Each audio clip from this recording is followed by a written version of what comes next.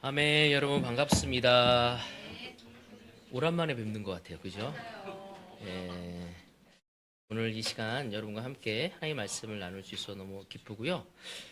특별히 오늘 우리 송인도들이 너무 밝게 또 예배를 준비할 수 있도록 우리의 마음을 찬양으로 준비시켜줘서 너무 감사합니다. 우리 항상 수고하는 우리 송인도자들에게 우리 감사합니다. 아멘.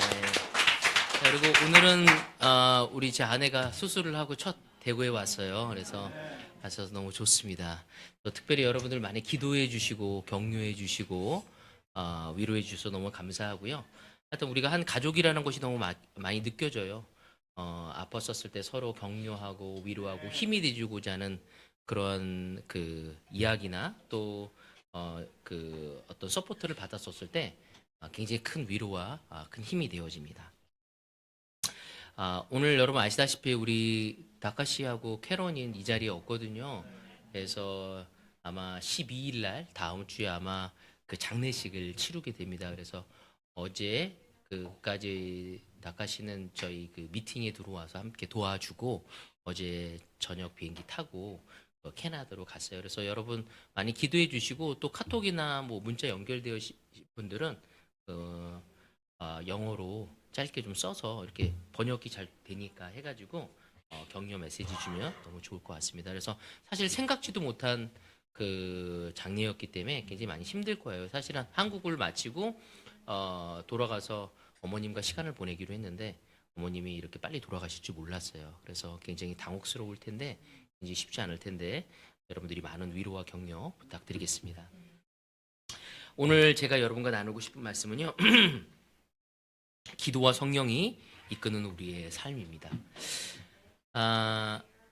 지난주에 특별히 우리 그 스티브 캐넌 목사님 부부가 오셔서 또 장로님 부부가 오셔서 우리에게 너무 좋은 시간을 보내서 너무 큰 격려였어요. 저도 함께 시간을 보내면서 너무 좋았습니다. 저는 그 토요일 날에 그 세미나도 듣고 끝나고 나서 그분하고 한 4-5시간 정도 같이 시간을 보냈어요. 그러면서 같이 저녁 식사도 하고 여러 가지 개인적인 이야기들을 많이 했는데 그 시간이 저에게 너무 좋았습니다. 그 시간을 통해서 그가 어떻게 정말 이렇게 믿음을 지키며 생활했는지. 근데 그 시간을 딱 보내고 나서 제가 느꼈던 게 뭐냐면 참 정말 이렇게 따뜻한 분이시다라는 걸 너무 많이 느꼈어요. 일요일 날 오자마자 저한테 또 책을 또 주더라고 그 선물이라고 하면서. 그래서 제가 외부 손님 와서 내가 선물을 준 적이 있는데 받은 적은 거의 없었는데 이렇게 받아서 너무 당혹스러웠는데 그 짧은 시간이라도 저에게 같이 교제할 수 있어서 좋았다고 하면서 최리 씨라는 그 책을 줬어요. 그래서 영어로 된 거는 아내를 줬죠. 아내가 뭐라고. 저는 벌써 사서 그 한글로 번역이 다 됐거든요. 그래서 그 책을 보고 있는 중이었기 때문에 아내한테 줬는데 그리고 또 일요일 날 그 주일 날 설교를 듣고 저는 설교를 들으면서 진짜 그 자리에서 굉장히 감동이 돼서 계속 그 눈물 나오는 것을 참으면서 진짜 그걸 소화하려고 애를 많이 썼습니다. 그 이유는 그 설교뿐만이 아니었고 그와 함께 시간 모든 보낸 부분들이 저에게 너무 큰 감동이었어요. 그분이 저한테 그런 얘기를 하더라고요. 우리가 하나님과 함께 있다면 우리에게 드러나야 할 것이 두 가지가 있다고. 하나님과 함께 있다면 그게 뭘 것 같아요? 우리의 죄가 또 감사함. 뭐 상창이는 벌써 들었어요. 그게 뭐였냐면 두 가지가 다르다고. 그게 뭐냐면 사랑과 겸손함이라고. 예수님과 함께 있다면 드러날 수밖에 없는 거야. 안 숨기려고 해도 그 두 가지가 드러날 수밖에 없다고. 그래서 저는 그게 굉장히 큰 도전이었어요. 미션도 하려고 했고 많은 것을 도우려고 했는데 정말 내 안에 사랑과 겸손이 있는지. 뭔가 바뀌라고 했을 때 태도를 부리고 하고 싶지 않은 마음들. 근데 그것이 예수님을 기쁘시게 할 수 있고 그것이 예수님을 닮아갈 수 있는 것이라면 나에게 얼마나 그것이 기쁜 것인지. 바로 예수님은 정의에 내릴 수 있는 게 사랑과 겸손밖에 없잖아요. 근데 우리의 삶에 우리의 정체성, 우리가 무엇을 하든지 간에 우리에게 드러나야 할 것은 사랑과 겸손이라. 그러면서 그분이 그런 우리 그 성경형 명령을 쓰는 일주일 동안 그 보냈으니까 굉장히 많은 보니까 나보러 많이 얘기하라고 해서 같이 시간을 보냈는데 그 하면서 자기가 영영수가 그런 얘기를 하더라고요. 자기가 처음에 왔을 때 조금 부담스러움이 있었다고. 왜냐면 영어로 계속 해야 하는데 더 중요한 건 뭐냐면 부산에 와서 고아원을 가고 싶다고. 그래서 왜 고아원을 하니까 고아원을 이제 그 부산교회에서는 우리는 도와주고 있는데 그쪽은 아직 그 도와주는 예전에 했다가 이제 멈췄기 때문에 없다고 하더라고요. 그래서 막 그 부산시에서 운영하는 그 고아원을 찾아서 갔대요. 인기 폭발이었대. 그 고아원 보면 한국 사람 하는데 미국 사람이 그것도 흑인이 온 건 또 처음이었기 때문에 막 사람들이 가서 올라타고 난리도 아니었나 봐 아이들이. 그러면서 어떤 공원에서 자란 고등학생인데 나는 미국에 가는 게 꿈이다. 그래서 영어 공부를 열심히 하고 그래서 그분이 자기 노트에 그 친구의 이름을 썼고 그 고아원을 스폰서해주기로 했나 봐요. 개인적으로. 그래서 제가 그 얘기를 들으면서 뭐 아까쯤에 우리 상창이 형제가 이야기했던 것처럼 그의 휴가였거든 2주 동안.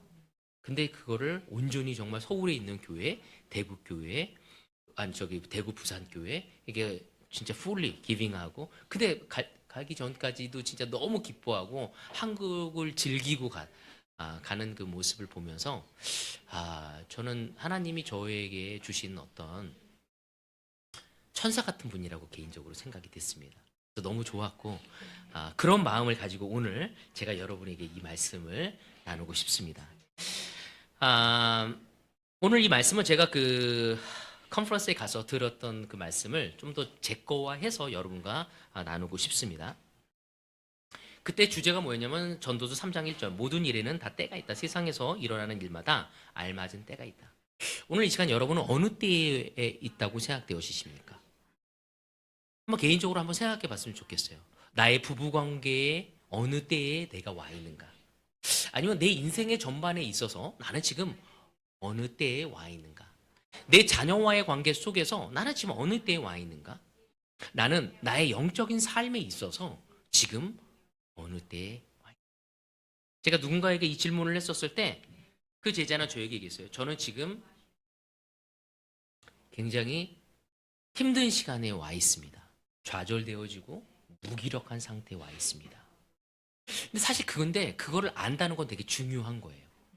자기가 무기력하고 못 지낸다는 것을 모르고 있는 게 더 힘든 거죠. 우리가 병원에 갔었을 때도 내가 병이 뭔지를 아는 거는 희망이 있어요.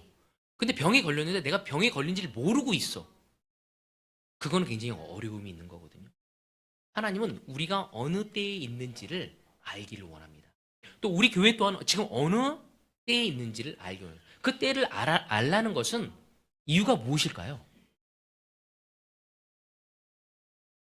그 때를 알기를 원했던 이유가 뭘까요? 그 때를 알고 불평하기 위함인가요? 내가 이렇게 된 거는 내 남편 때문이야. 내가 이렇게 된 거는 내 아내 때문이야. 내가 이렇게 된 거는 내 아이들 키우다가 내가 잔주름 생기고 이것 때문이야. 아이들 때문이야. 내가 이렇게 된 건 대한민국 때문이야. 내가 이렇게 된 거는 교회 때문이야. 내가 이렇게 된 건 내 회사 때문이야. 그렇게 알기를 원해서 하나님은 때를 알라는 것이 아닙니다.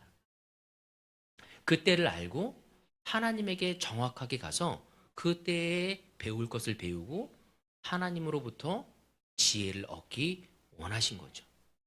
우리가 가야 할 길이 무엇인지를 분명히 알아야 한다는 거죠. 우리가 승리의 기쁨에 있을 때는 근심이 아니라 우리가 같이 함께 기뻐하고 감사해야 할 때입니다. 하지만 우리가 어려운 때라면 불평하고 원망하고 분석하고 좌절되어질 시간이 아니라 그 시간 더욱더 하나님께 가서 지혜를 구하고 겸손함으로 배워야 할 때임을 이야기하는 것입니다. 오늘 이 시간 저는 여러분에게 숙제를 드린다면 내가 어느 때에 있는지를 한번 살펴보라고 권하고 싶습니다. 그것을 알고 오늘 함께 이 말씀을 같이 보도록 하겠습니다. 사도행전 6장 1절입니다. 이 시기에 제자들이 점점 불어났다. 그런데 그리스 말을 하는 유대 사람들이 히브리 말을 하는 유대 사람들에게 불평을 터뜨렸다. 그것은 자기네 과부들이 날마다 구 음식을 나누어 받은 일에 소홀히 여김을 하기 때문이다. 다시 말해서 그리스 과부들이 더 어려움을 겪었다는 거죠. 음식을 나눠주는 데 있어서 도움을 받는 데 있어서 히브리 사람들하고는 차별을 좀 받았던 것이죠. 여러분 차별 받으면 어때요? 어? 너무 기분 나쁘잖아요. 사실은 부부끼리도 좀 차별되면서 사실 기분 나쁘잖아요. 예를 들어서 그 누가 만났는데 막 그 남편을 높이고 아내를 좀 낮춘다든지, 아니면 아내를 높이고 남편을 낮춰도 부부가 내 배우자가 높임을 받고 내가 좀 낮춰봐도 사실 그게 기분이 안 좋거든요. 근데 이것이 부부 관계도 아니고 정말 내가 필요한 거, 생계를 유지하기 위한 방법에 있어서 이 부분에 있어서 그 어, 차별을 받는 거에 대해서 그들은 굉장히 힘들어했습니다. 근데 이때 이 필요를 채우기 위해서 교회는 어떻게 하죠? 맞아요. 7명의 그 사람을 뽑습니다. 그거를 초대 집사라고 얘기합니다. 그래서 그들의 필요를 채워줄 수 있는 방법을 마련하게 됩니다. 이때 교회는 굉장히 많이 성장하고 있었습니다. 그 7명의 집사를 뽑을 때에도 뽑은 이유가 뭐 때문이었죠? 맞아요. 필요를 채울 뿐만 아니라 오히려 말씀을 전해야 할 사람들이 기도와 말씀에 전념해야 할 일에 이것 때문에 시간을 뺏기면 옳지 않다라고 생각했기 때문에 그들의 필요를 채울 수 있도록 교회가 점점하면서 필요가 많이 생긴 거죠. 그러면서 그럼에도 불구하고 우리는 계속 말씀을 전하고 기도하는데 전념을 해야 한다는 것을 하기 위해서 다른 어떤 재직들이 생기기 시작한 거예요. 교회 내에서. 이때만 하더라도 교회는 굉장히 많이 성장하고 있었습니다. 그래서 사도행전에 보면은 한 번 설교 딱 하고 나면 몇 명씩 세례받아요? 3,000명씩. 그것도 남자만 3,000명이었다. 그러니까 여자들은 엄청난 더 받았을 거 아니에요. 그때 더 여자들이 더 많이 따랐으니까.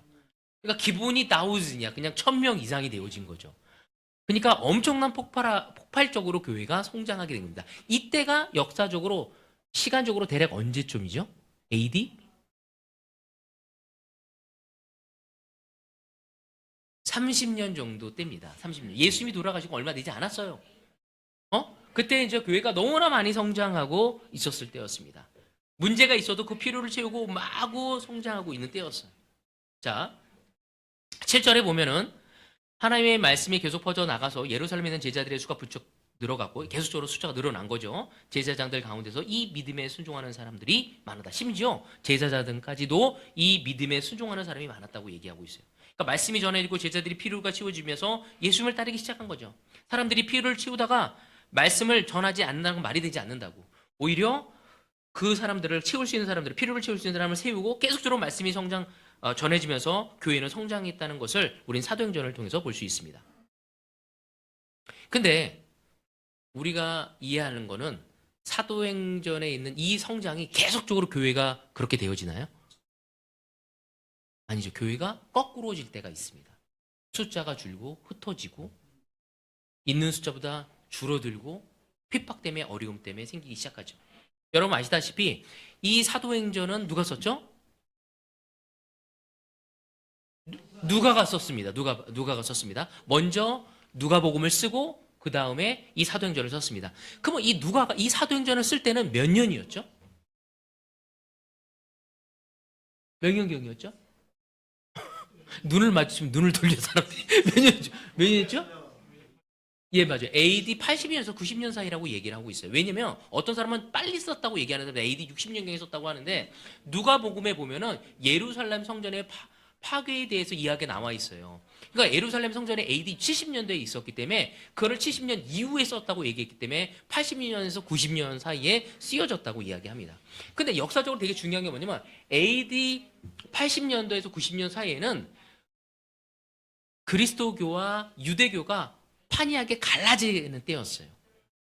성전이 무너지고 나서 AD 90년대에 얌야 회의라는 것이 있습니다. 그 유대인들이 모여서 회의를 해요. 그래서 정경, 유대인의 성경을 정확하게 다시 한번 정경을 발표하게 됩니다. 그러면서 동시에 뭐냐면 그리스도교, 예수님을 따라가는, 예수님을 추종하는 사람을 이단이라고 공식적으로 공표를 하게 됩니다. 그러니까 그 전만 하더라도 예루살렘 성전이 있을 때만 하더라도 성전에 예수님도 성전에 가셨고 제자들도 성전에 갔기 때문에 사도행전에 보면은 베드로 요한이 가다가 안전병이 고쳐진 거 성전에 가다가 고쳐주잖아요. 그렇지만 성전 중심으로 이루어졌기 때문에 어느 정도 서로를 받아들이고 가는 때였어요. 근데 그 예루살렘 성전이 무너지면서 유대교와 그리스도교가 완전히 나누어지는 시간이 되어지겠습니다. 다시 말해서 바울이 이 글을 썼었을 때, 이 사도행전을 바울이 아니라 누가가 이 사도행전을 썼었을 때는 그리스도인들이 굉장히 많은 어려움을 당하고 있었다는 거죠. 예를 들어서 로마인들한테도 당연히 축복을 받았습니다. 왜? 그는 유일신을 믿었기 때문에.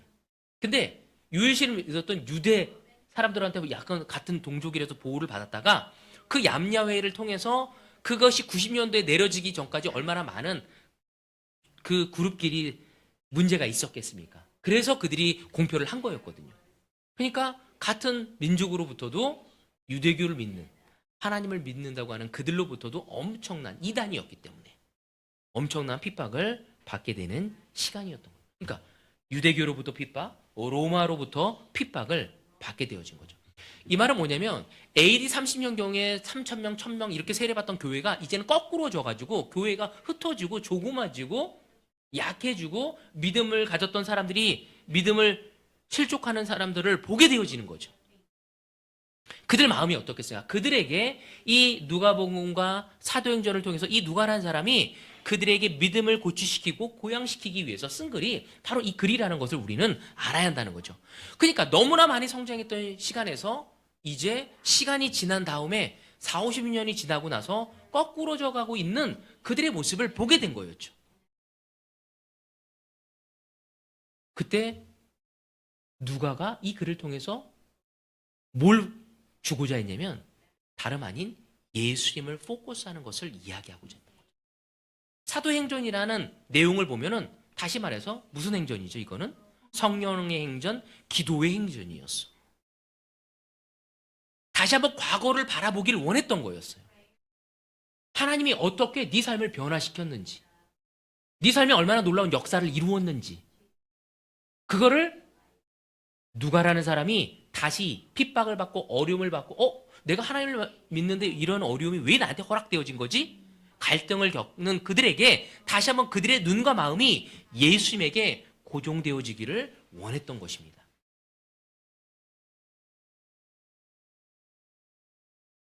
교회가 다시 믿음을 깊게 하고 사랑을 깊게 하기 원해서 이 글을 쓴 거예요. 그러니까 다시 말해서 사도행전 6장 때와는 다른 시기였다는 것을 우리는 알아야 한다는 것입니다.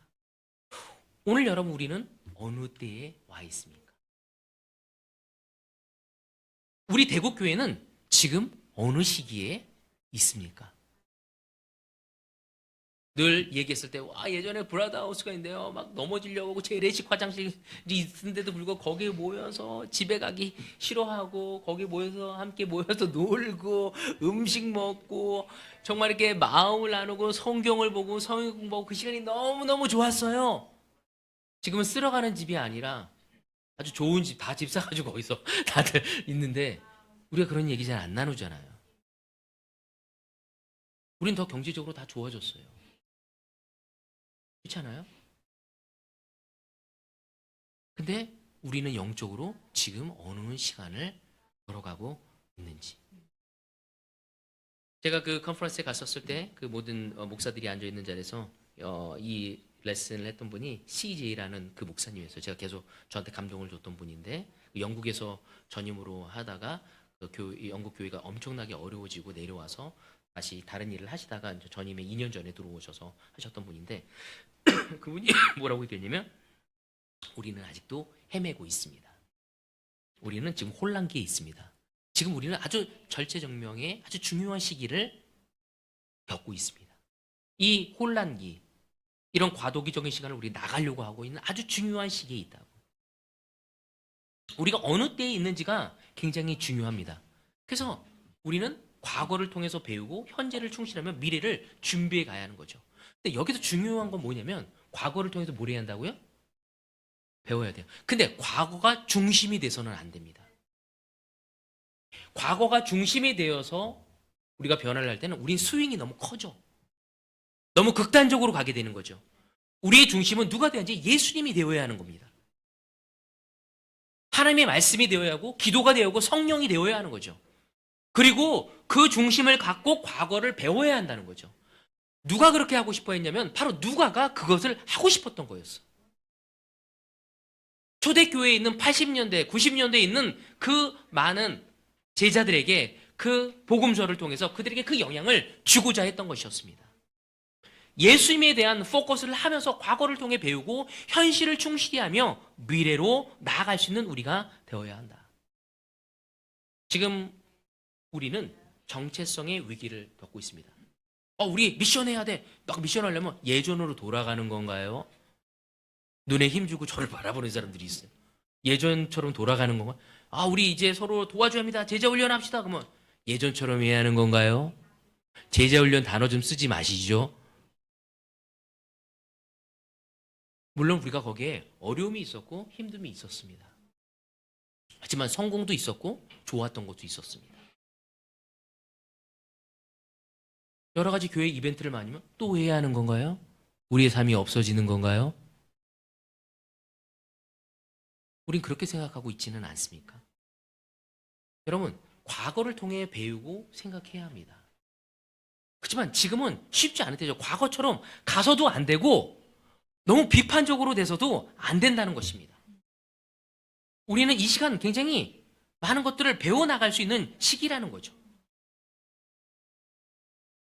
우리는 과거를 통해 배우고 용기를 내고 다시 재건해야 하는 거죠. 하나님은 지금 가장 놀랍고 변화의 시간, 우리가 새로운 교회로 가기 위해 재건하기 위한 시간을 허락한 것이죠. 마치 이스라엘 민족이 지금 바벨론에게 너희들이 포로로 가는 것이 하나님의 뜻이다.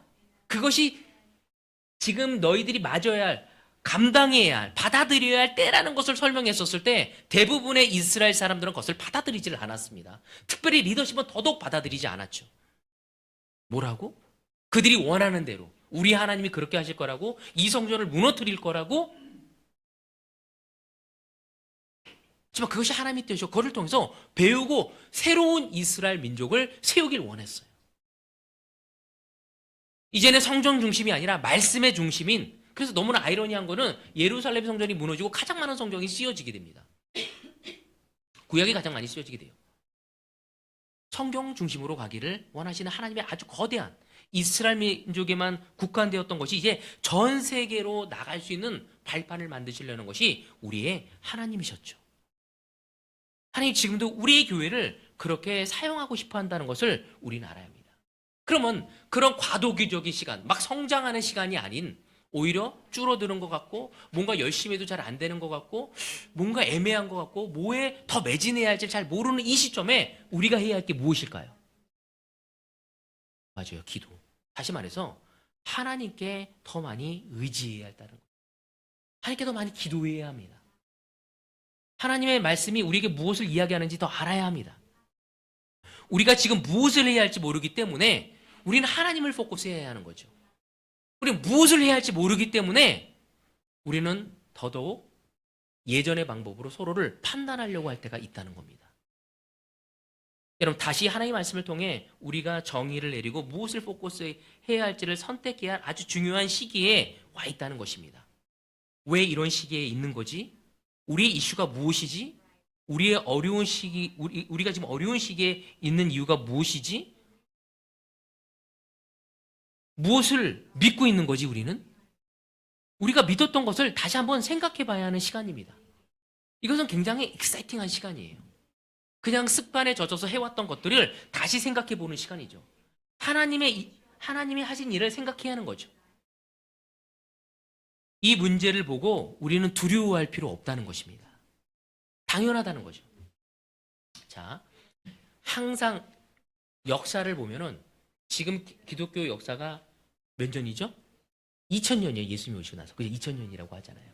2000년 동안 그것이 계속적으로 사이클을 이루었던 거예요. 근데 지금은 사이클이 더 빨라졌어. 왜? 예전에는 변화가 별로 없어. 100년 전이나 200년 별로 큰 변화가 없잖아요. 근데 지금은 어때요? 너무 빨리. 우리가 근혁이가 요번에 프랑스에서 공부하다가 잠시 왔어요. 그래서 만나기로 했는데 전화가 왔어, 어제. 그랬더니 형, 나 지금 적응이 안 돼. 주문을 못하겠어. 키오스로 어떻게 사용해야 하면서 주문을 다 키오스로 하면서 한국이 너무 많이 바뀌었다고. 그래서 한국에 나가 있는지 한 5, 6년 됐다고 한국이 너무 많이 변했다고 이야기를 하는 거죠. 이처럼 여러분 우리는 굉장히 빠른 게 변화되는 시점에 살아가고 있는 게 바로 우리라는 거죠. 그렇다면 교회 역시도 그 사회와 맞물려 가기 때문에 굉장히 빠르게 변화되어져야 하고 하나님의 뜻이 우리에게 그 변화된 세상에 영향을 주기 위해서 우리가 적응해 갈 수 있는 능력을 키울 수 있어야 한다는 것입니다. 여러분 우리 교회는 몇 년 됐죠? 역사가? ICOC가? 우리 이성구 형제 올드로 이해하시죠? 몇 년 됐죠? 50년 됐어요. 50년. 네. 바로 밥 캠플 거실에서 30명에서 시작되었던 킴 맥킨과 시작되었던 것이 바로 1978년도에 시작이 되어진 거예요. 그것을 다른 그 전통 그리스도교의 COC에서는 뭐라고 그 걔네들 책에 보면은 보스턴 무브먼트라고 이야기를 하고 있어요. 여러분 근데 이 그 전통 그리스도교 COC는 언제 시작된 거죠? 1800년경에 시작이 되었습니다.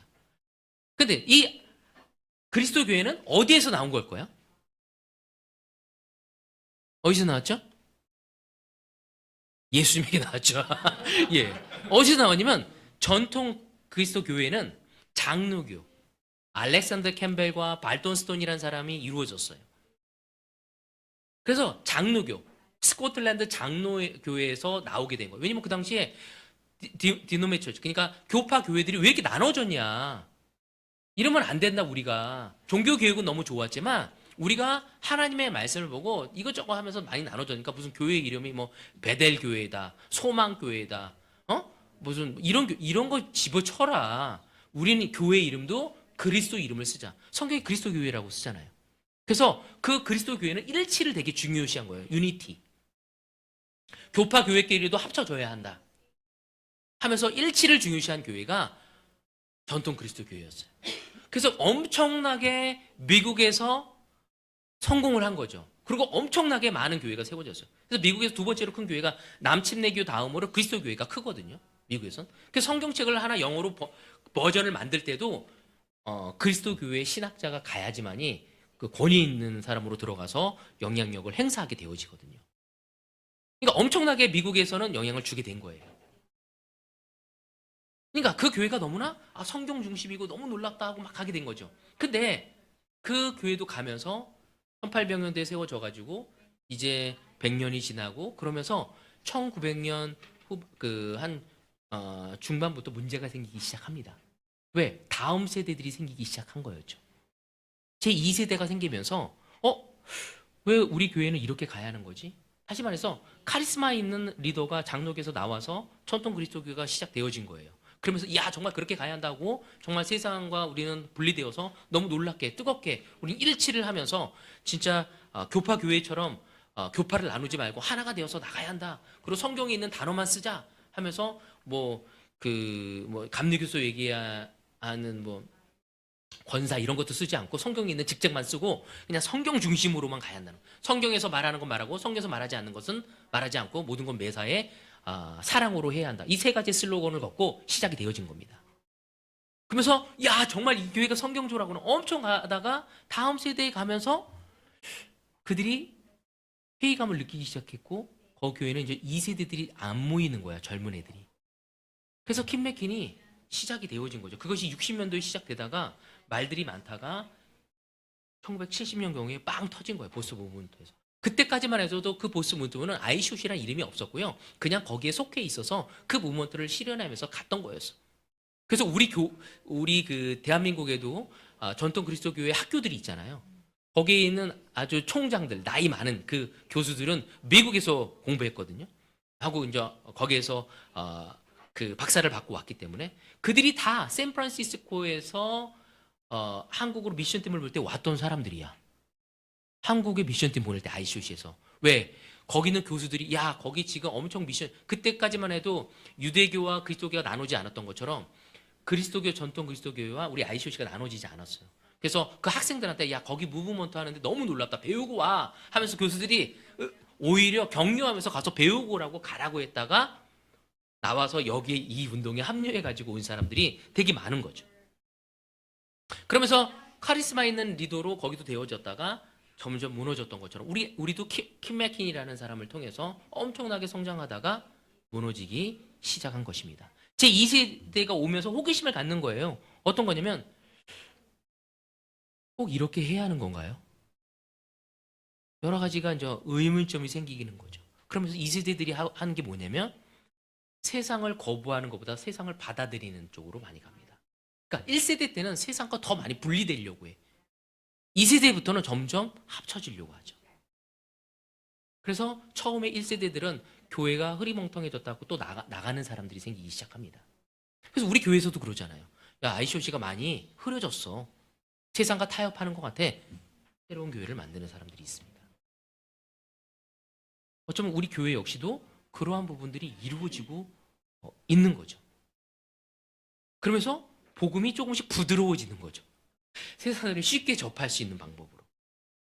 그러다가 다시 한번 교회가 다시 재정립이 되어지고 정의되어지면서 또 앞으로 나아갈 수 있는 시점. 근데 이게 우리 교회만 그런 게 아니라 모든 교회가 그렇게 되어집니다. 그렇지만 그 사이클이 좀 더 짧아지고 있는 건 사실이에요. 왜? 세상이 너무 빨리 바뀌고 있기 때문에. 여러분, 우리 역시도 그런 시간을 겪고 있다는 거죠. 이 말은 뭐냐면 하나님이 다시 한번 이 교회가 21세기에 정말 너무나 다양한 것을 추구하고 있는 이 젊은 친구들에게, 이 세대들에게 영향을 주기 위해서 이 교회가 감당하기 위해서 배워야 할 것이 있다는 거죠. 그리고 하나님의 음성을 듣고 다시 재정립하고 재정의해야 할 부분이 있다는 것을 우리는 받아들여야 한다는 것입니다. 그렇기 때문에 이 중요한 시점에 우린 더 예수님을 포커스해야 하는 거죠. 누가는 그것을 알고 있었어요. 그래서 그 30년경에 발전했던 핍박이 있는 가운데서도 너무 배가했던 그 교회들이 다 흩어지고 쪼그매지고 숨어서 있고 동굴로 들어가야 했던 그들에게 다시 한번 하나님의 어떤 뜻이 있는지를 상기시키려고 글을 쓴 것처럼 우리에게도 어떤 시간지를 알고 하나님의 뜻이 무엇인지를 받아들일 수 있는 겸손한 마음을 가지고 가야 한다는 거죠. 예를 들어서 오늘 여러분의 부부관계가 어떻습니까? 우리가 왜 지금 이 부부관계가 이러한 관계일까? 내가 내 자녀와의 관계가, 내 형제 자매들과의 관계가, 내 영적인 상태가 왜 이런지를 우리는 객관적으로 살펴볼 필요가 있습니다. 그리고 하나님께 더 가서 우리가 답을 찾아가고 하나님께 의지할 수 있는 우리가 되어야 하는 거죠. 우리가 겪는 어려움들, 우리 부부관계에서, 우리 자녀 양육에서, 우리 형제 자매들 안에서의 어려움, 또 교회 내에서 어려움, 이거는 이상한 것이 아니라 당연한 거라는 겁니다. 그리고 우리는 하나님께 더 가야 한다는 거죠. 이 시간 우리가 다시 한번 재정립하고 나아가기 위해서 우리가 포커스해야 할 세 가지를 여러분과 나누고 싶습니다. 시간이 많이 갔기 때문에 근데 이 포인트는 세 개지만 짧습니다. 아니, 지금 첫 번째 포인트인가 하고 두려워할 필요 없어요. 첫 번째 포인트 뭐냐면 우리가 예수님을 포커스하면서 이 변화의 시기에 이 과도기적인 포커스하면서 첫 번째 우리가 포커스해야 할 게 뭐냐면 우리가 생각하는 것을 바꿔야 한다는 겁니다. 이게 정말 쉽지 않은 거예요. 우리가 지금까지 계속 해왔던 것이 아니라 성령님이 준비시키는 것을 우리가 해야 합니다. 성령님은 우리가 끊임없이 이야기하지만 우리가 듣지 않을 때가 너무 많다는 거죠. 호기심을 가져가야 한다는 거죠. 하나님이 무엇을 원하시는 거지? 모세가 자기 열정을 가지고 하나님의 일을 하려고 했다가 안 됐어. 그래서 어딜 갔어요? 광야로 가서 40년 동안 있습니다. 그래서 지나가다가 떨기나무를 봤어. 근데 거기에 호기심을 가진 거죠. 불꽃이 안에서부터 타는 게 아니라 밖에서 타고 계속 타네? 호기심을 갖고 가까이 가서 하나님의 음성을 듣고 무릎을 꿇고 하나님의 뜻을 알 수 있었던 것처럼 우리 또한 호기심을 가져야 돼. 왜 하나님이 이렇게 하신 거지? 그냥 예전의 방법대로 분석하고 내 부부관계를 내가 이렇게 된 건 내 배우자 때문이야. 내 남편 때문이야. 내 아내 때문이야. 누구 때문이야 하고 누구를 분석하는 게 아니라 하나님의 음성으로 우리가 들어볼 수 있는 호기심을 가져가야 하는 것입니다. 이때 CJ가 이런 얘기를 했어요. 좀 안타까운 건 뭐냐면 여러분도 아시다시피 우리가 헨리 편지는 거 다 들어봤을 거예요. 헨리 편지라는 거를. 헨리 편지가 터졌었을 때 벌써 유럽에서는 팽배하게 우리 교회가 바뀌어야 한다는 이야기가 있었던 거였죠. 예를 들어서 이런 거예요. 지금 대국 교회가 바뀌어야 돼.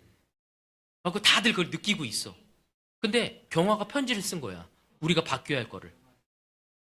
근데 그거를 누구한테 줬냐면 후조한테 줬어. 후조가 보고 우와 이거 맞아 하면서 그거를 기초로 해서 정말 하면서 비판을 한 거예요. 그 이거를 또 누가 줬냐면 상수기한테 줬어. 상수기가 또 경화가 쓴 거, 후조가 쓴 거, 그리고 상수기가 생각한 걸 또 산 거야.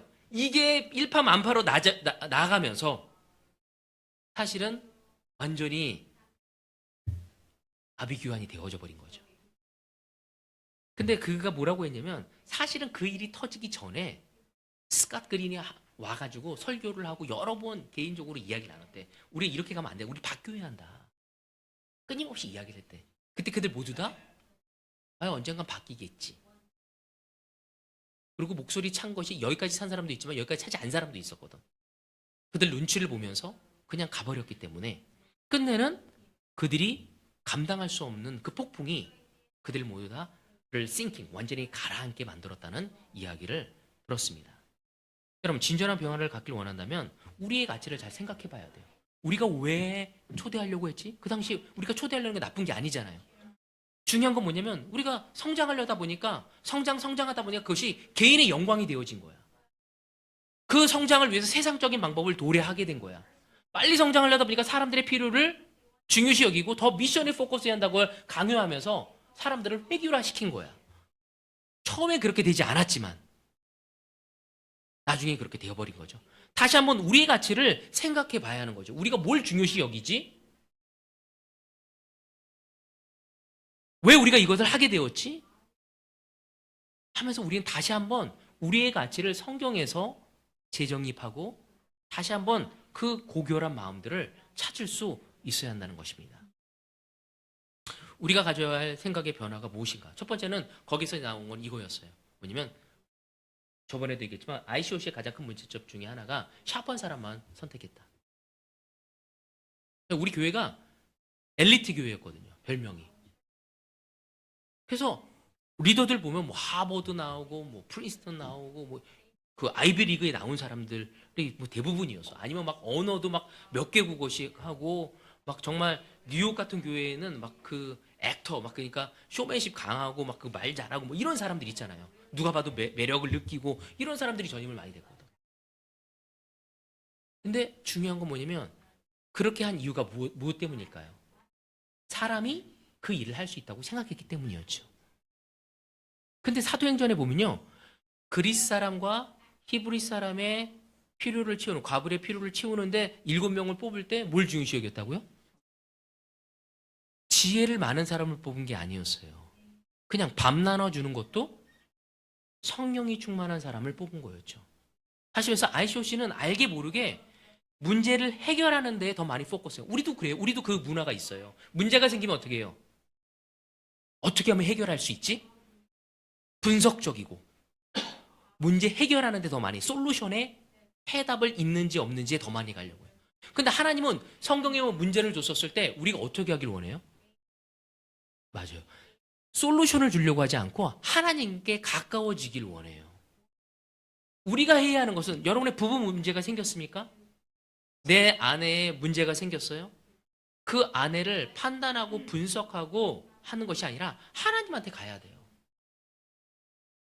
꼼짝 못하게 너는 바뀔 수밖에 없어 하는 논리적인 체계를 갖고 갖다 대면은 더 숨이 막히고 안 바뀌어요. 바뀌고 싶어도 안 바뀌어요. 얼마만큼 여러분의 배우자가 바뀌기 위해서 기도하고 있습니까? 여러분의 자녀가 바뀌기 위해서 얼마나 기도하고 있습니까? 여러분의 형제 자매들과 관계를 바뀌기 위해서 우리가 얼마만큼 기도하고 있습니까? 하나님한테 가야 한다는 것이 생각의 변화는 다른 것이 아니라 하나님한테 가야 한다는 것입니다. 근데 우리는 문제가 생겼을 때 무엇인지 내가 해결하려고 한다는 거죠. 아니면 이 세상의 방법을 갖고 들어오려고 한다는 거죠.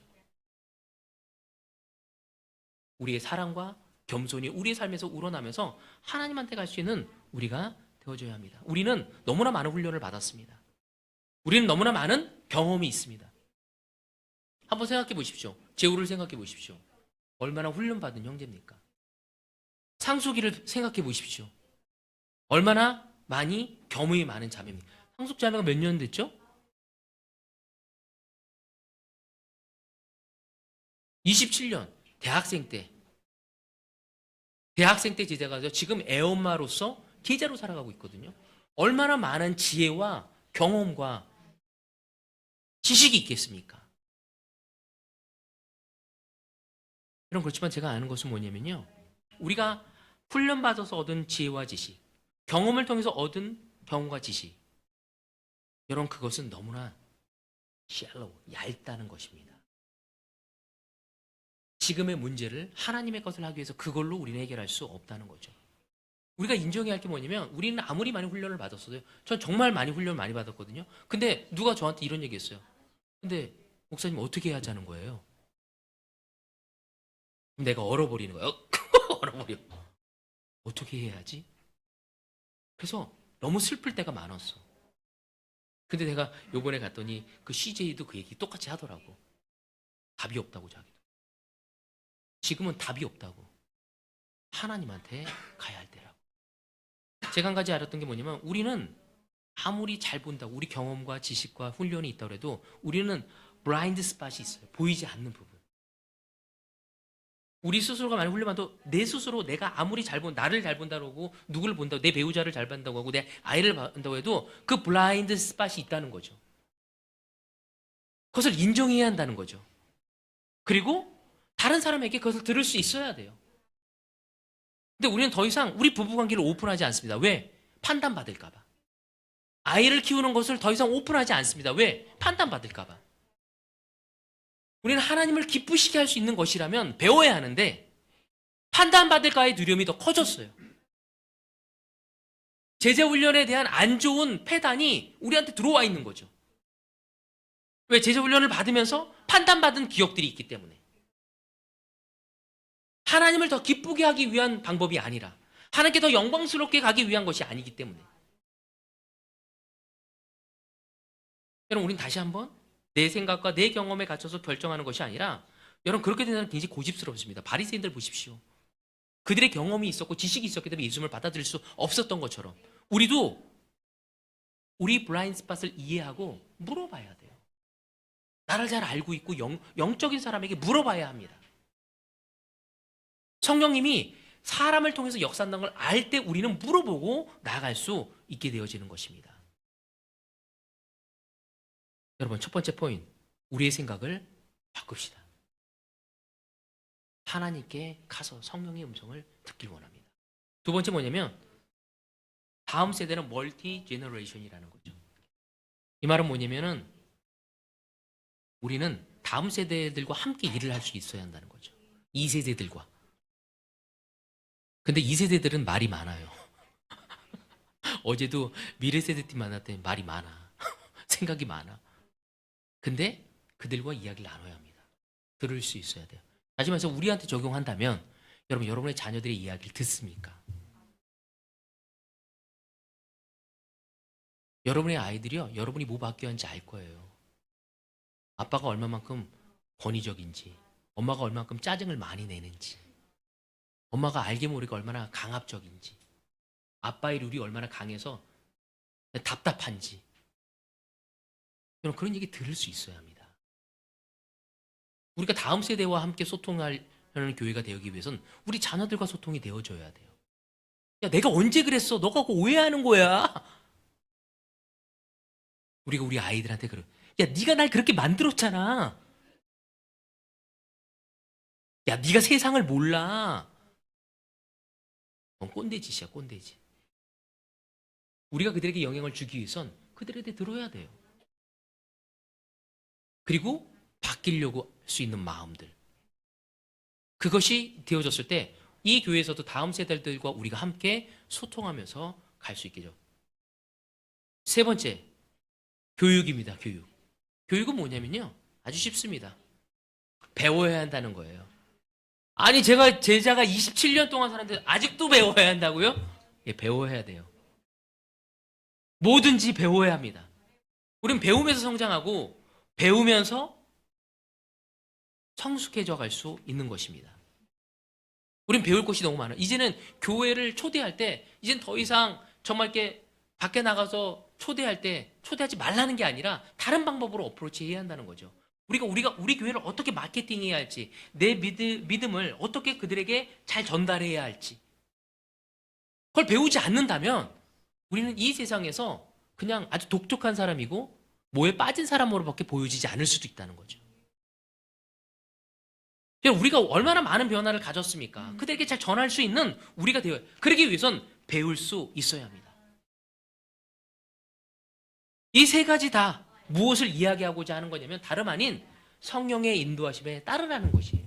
성령은 끊임없이 우리가 듣기를 원하고 있고 배우기를 원하고 있어. 그 성령의 음성은 성경을 통해서, 때로 내 옆에 있는 형제 자매를 통해서, 때로는 이 세상을 통해서도 우리를 이야기하고 있다는 거죠. 우리는 배우고 그 소리의 음성을 기울여야 합니다. 근데 우리는 그러지 않을 때가 너무 많다는 거예요. 여러분, 이 위기의 시간 하나님은 축복하셔서 우리가 그것을 경험할 수 있도록 하셨기 때문에, 그리고 어떻게 다시 한번 재정의하고 재정립을 하고 나가길 원하는지, 여러분 우리 이 세 가지를 포커스합시다. 여러분, 독서를 하십시오. 책 보기 싫어하는 사람들이 있어요. 아니 그렇다면 여러분 성숙한 사람하고 가서 교제하십시오. 이 시간 내가 높여주고 싶은 게 태화야. 태화는 제가 소개시켜준 사람이 있으면요, 관계를 가져가서 끊임없이 이야기합니다. 그리고 저한테 이런 얘기를 해요. 저 그 형하고 시간 보냈는데 이런 거 배웠어요. 아멘. 나와 다른 사람에게 우리가 배워가요. 한국이 제일 안타까운 건 뭐냐, 우리가 국제적인 그리스도 교회인데 영어에 약해. 대화가 잘 안 되는 거예요, 사실은.